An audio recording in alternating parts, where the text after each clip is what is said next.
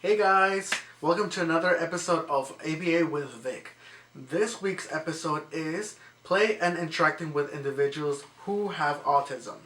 Now, play is very important to build rapport with other individuals.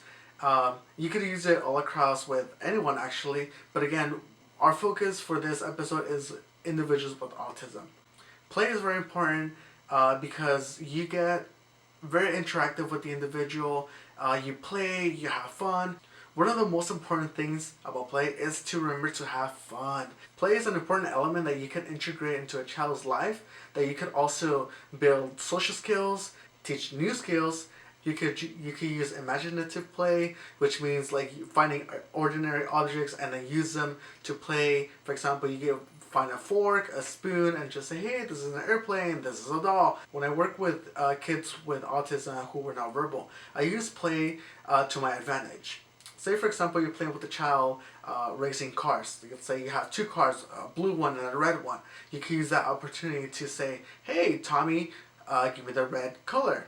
And then by doing so, you could have the child learn their colors. For example, you could have them discriminate between the color red, what color is red, what color is blue. If you play with an individual who has a difficult time speaking or pronouncing words, you can have the individual demand or ask for certain items. For example, there was one instance where I used to play with this student who she had a difficult time saying ball. So at first we would play with ball, and then moments later when we were playing, I will take the ball and I will ask, what would you like? And then she will start saying buh, buh, buh. So by then I will start using that opportunity to say, you want ball? By that I will use that opportunity and say, hey, do you want the ball? And she would say buh, buh. And then the days later or the weeks later that I work with her, I will work with her to actually start using the word ball. Now it did take some time for her to actually get from buh to ball. But one of the things that actually helped me help her say the actual word ball was through play. In the beginning, she would start saying buh. So then I should say ball or say buh. So shaping those words from buh to ball to ball, it's a process that you could use to your advantage. Now with this individual, she was able to actually pronounce the word ball after playing with her for so many days and then so many weeks. You could use the same procedure with other individuals. There have been other individuals who I work with that also like coloring. So I will use coloring as basis for me to teach them new skills. One of the things I like to do when playing with the child who's coloring is you could teach them their different colors. You could also play with them, but also teach them along the way. One of the things that you could use coloring to your advantage is to color with the student or the individual separately, and then pretend to ask for a color. Hey, can I use the blue color? If they give you a yellow color, say, no, try again. This is blue. Or you could teach them that the color you wanted is actually blue. And then you can repeat that step many, many times. So for example, you could give the color back. You could say, hey Johnny, can I borrow the blue color? And if they give you the blue color, that means that they're learning that this crayon or this particular color of crayon is actually blue, which are the one you're requesting. Again, when playing with kids, make it fun so they can be interested. If you have a child who is not interested, one of the things I've learned is to make up the amusement for them. So for example, let's say they have a ball, but they're not interested in the ball.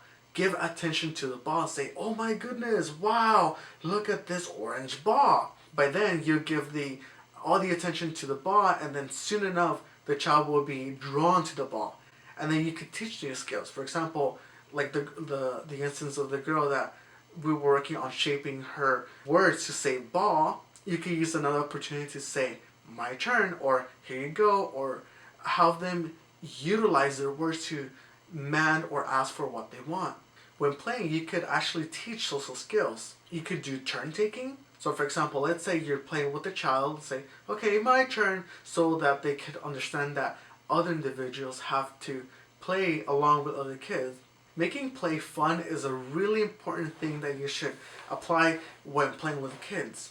One of the things I like to do when someone doesn't know other people's names is grab a ball, call in 4 other people. So it could be mom and dad, it could be sibling, or it could be friends. It could be Tommy, Sally, or anyone else. Then you have the individual say, toss the ball to Sally or toss the ball to mom, so that they can make those connections and say, oh, this person is dad, this person is mom, or this person is my friend Sally. By doing things like that, you have the child learning along the way. With play, you could do many things. You could play, have fun, teach new skills, teach social skills, teach turn taking, teach identification of different things like colors, crayons, ball, baseball bat, anything that you're playing with. That could be a teachable moment that you could have.